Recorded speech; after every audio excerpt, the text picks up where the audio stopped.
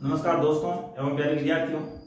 आज हम इस क्लास के अंदर मेंडल का दूसरा नियम या मेंडल के जो वंशागति के संकरण संबंधी जो प्रयोग किए थे और उसमें जो नियम दिए थे उसमें हम आज दूसरे नियम के बारे में बात करेंगे। दूसरा जो नियम है उसको हम पृथक्करण का नियम कहते हैं, उसको हम विसंयोजन का नियम कहते हैं, उसको हम युग्मकों की शुद्धता का नियम भी कहते हैं। तो देखिए इस नियम के अनुसार क्या होगा। इस नियम की यदि हम बात करें तो सबसे पहली बात तो यह है कि ये नियम है वो एक संकर संकरण से संबंधित है।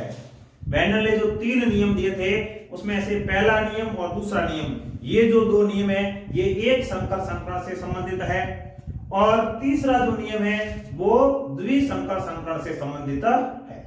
एक संकर संकरण का मतलब है जब वंशागति का अध्ययन किसी एक लक्षण को लेकर किया जाए तो उसको एक संकर संकरण कहते हैं, और जब वंशागति का अध्ययन किन्हीं दो लक्षणों को लेकर, दो लक्षणों को एक साथ लेकर अध्ययन किया जाए तो उसे द्विसंकर संकरण कहा जाता है।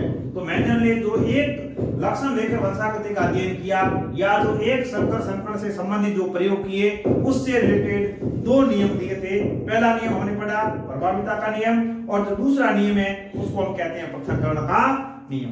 तो देखिए एक संकर संकरण से संबंधित है और ये मेंडल के द्वारा जो तीन नियम दिए गए उसमें ये 2 नंबर पे है या मेंडल का दूसरा नियम है।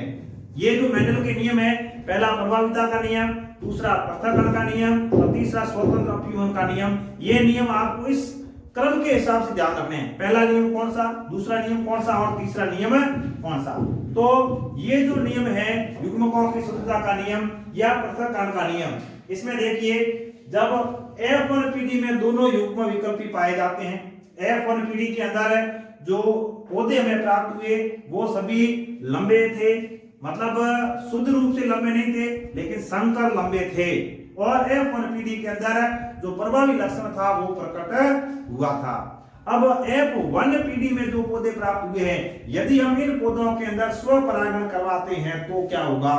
यदि इन पौधों में हम स्वपरागण करवाते हैं तो F1PD के बाद में जो युग्मक बनते हैं, युग्मक निर्माण के दौरान ये जो एलील होते हैं, ये एलील है वो पृथक हो जाते हैं। इसी कारण इसको पृथक्करण का नियम कहा जाता है।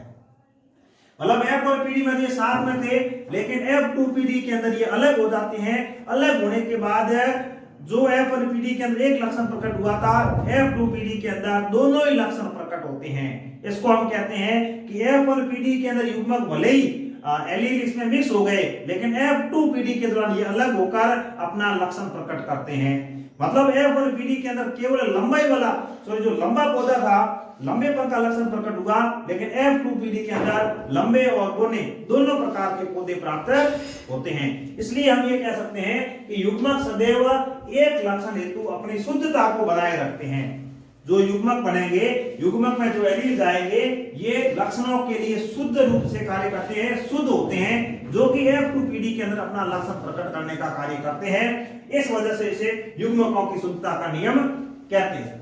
अब देखिए F1PD में दोनों युग्म विकल्पी या एलील साथ आते हैं, लेकिन जब F2PD के लिए जब युग्मकों का निर्माण होगा तो ये अलग हो जाते हैं।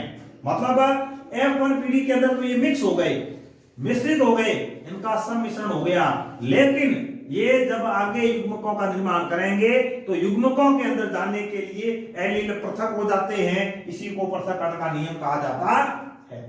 अब देखिए जनक पीढ़ी के अंदर शुद्ध लंबे पौधे और शुद्ध बोने पौधे, इनमें क्या करवाया, हमें संकरण करवाया, मतलब पर परागण करवाया, और उसके बाद में हमें F1PD के अंदर कौन से पौधे प्राप्त हुए, लंबे पौधे प्राप्त हुए। अब ये लंबे पौधे कैसे हैं, संकर लंबे हैं। ये है शुद्ध लंबे, ये है संकर लंबे। F1PD के अंदर कौन सा लक्षण प्रकट हुआ, जो प्रभावी था। अब F1PD के जो पौधे हैं इनमें यदि स्वपरागण करवाया जाता है तो जब युग्मकों का निर्माण होगा, स्वपरागण करवाएंगे तो एक ऐसा पौधा जिसमें ये जीनोटाइप पाया जाता है, नर का भी जीनोटाइप यही होगा, स्वपरागण है तो मादा का जीनोटाइप भी यही होगा। तो जब नर के अंदर युग्मकों का निर्माण होगा तो ये एलील पृथक पृथक हो जाएंगे। आधे जो युग्मक है उनमें ये एलील होगा, आधे युग्मकों के अंदर ये एलील होगा। और मादा की बात करेंगे तो मादा का जीनोटाइप यही है। तो उस मादा से जब युग्मक बनेंगे, आधे युग्मकों के अंदर जीनोटाइप ये होगा और आधे युग्मकों के अंदर जीनोटाइप ये होगा। इसका मतलब एलील या युग्म विकल्पी पृथक हो जाते हैं, इस वजह से इसे पृथक्करण का नियम कहा जाता है। इस प्रकार देखिए F1PD के बाद में जो युग्मक बनते हैं या F1PD में जो पौधे प्राप्त होते हैं, उन पौधों में यदि स्वपरागण करवाया जाता है तो F2PD के दौरान हमें लंबे और बोने दोनों प्रकार के पौधे प्राप्त होते हैं, जबकि जो ये F1PD है इसमें केवल लंबे पौधे प्राप्त हुए थे। इसका मतलब ये हुआ कि F1PD के बाद में जब युग्मकों का निर्माण हुआ तो ये जो दोनों एलील थे, दोनों युग्म विकल्पी थे, ये पृथक हो गए और पृथक होने के बाद में इन्होंने जो F1PD में लक्षण प्रकट नहीं हुआ था बोना, वो लक्षण भी यहाँ पर प्रकट हो जाता है। इस तरह से युग्मक निर्माण के समय केवल एक युग्मक में केवल एक युग्म विकल्पी ही जाता है। जब युग्मकों का निर्माण होगा, जब यहाँ से युग्मकों का आगे निर्माण होगा तो एक युग्मक के अंदर यह एक युग्म विकल्पी जाएगा, एक में ये जाएगा, दूसरे में स्मॉल टी जाएगा। तो इस तरह से जो युग्म विकल्पी है ये अलग अलग युग्मकों के अंदर स्थानांतरित होते हैं या चले जाते हैं। इसी कारण इसको हम विसंयोजन का नियम कहते हैं, इसी कारण हम इसको पृथक्करण का नियम कहते हैं। और हम यहाँ पर ये भी कह सकते हैं कि ये युग्मक अभी सम्मिश्रण की अवस्था में है, स्मॉल टी और कैपिटल टी मतलब दोनों एलील आपस में मिक्स है, लेकिन ये अपना प्रभाव स्वतंत्र रूप से भी बताते हैं या अपनी शुद्धता को बनाए रखते हैं। अगली पीढ़ी में ये स्मॉल टी अलग हो जाएगा और अपना प्रभाव दिखाएगा।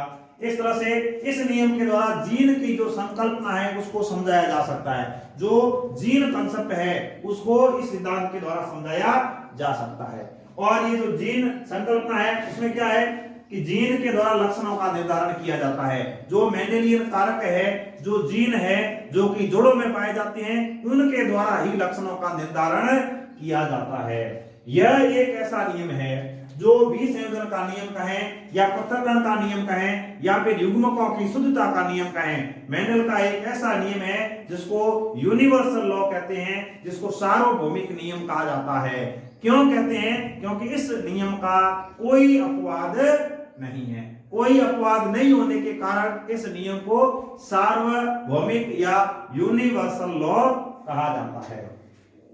तो ये सार्वभौमिक का नियम हो गया। एग्जाम में सवाल आ जाए मेंडल का कौन सा नियम है वो शाश्वत सत्य है, मतलब उसका कोई अपवाद नहीं है, सब जगह यह नियम काम करता है। तो वो नियम कौन सा है? मेंडल का दूसरा नियम। कौन से संकरण से संबंधित है? एक संकर संकरण से संबंधित है। कौन सा नियम है? दूसरा नियम है। कौन सा नियम है? पृथक्करण का नियम है। कौन सा नियम है? युग्मकों की शुद्धता का नियम है। कौन सा नियम है? विसंयोजन का नियम है। अब इसमें जो कारकों का पृथक्करण होता है, हम कह रहे हैं कि F1PD के अंदर capital T small T mix होते हैं, मिश्रित अवस्था पाए जाते हैं, लेकिन ये पृथक कब होते हैं? ध्यान रखना, मियोसिस फर्स्ट। मियोसिस फर्स्ट मतलब अर्धसूत्री विभाजन फर्स्ट। अर्धसूत्री विभाजन फर्स्ट की एनाफेज फर्स्ट के अंदर ये कारक पृथक हो जाते हैं। जो हम कोशिका विभाजन की बात करते हैं, समसूत्री और अर्धसूत्री, और अब ये युग्मकों का निर्माण हो रहा है, इसका मतलब यहाँ पर अर्धसूत्री विभाजन होता है। अर्धसूत्री विभाजन दो प्रकार का होता है, अर्धसूत्री फर्स्ट और अर्धसूत्री सेकंड। जो अर्धसूत्री फर्स्ट होता है उसमें गुणसूत्रों की संख्या आधी हो जाती है। अर्धसूत्री जो सेकंड है वो समसूत्री के बिल्कुल समान होता है, उसमें गुणसूत्रों की संख्या समान रहती है।